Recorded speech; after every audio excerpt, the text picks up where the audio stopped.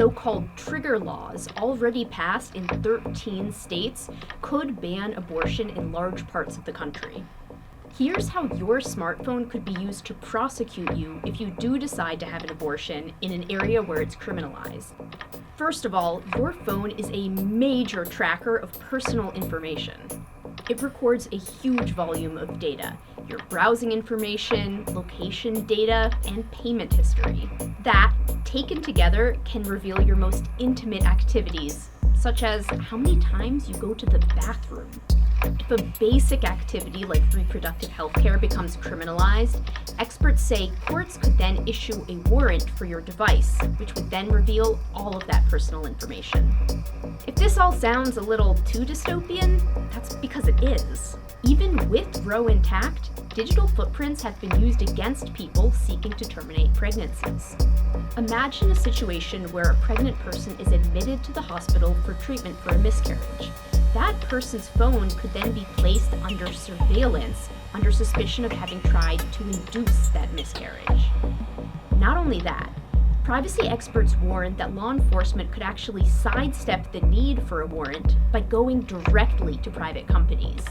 So, how would that work?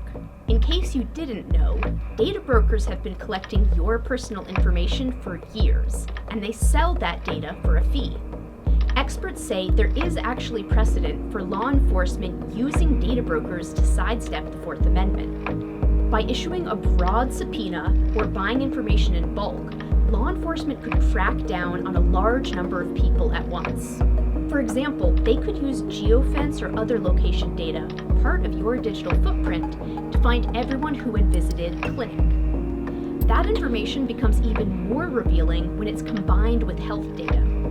This is yet another reason why you should check the privacy policy of your period tracking app if you use one. That's because experts warn these apps can actually identify if you're pregnant before you know it yourself. And yes, government officials in this country have actually charted people's periods to determine if they were pregnant.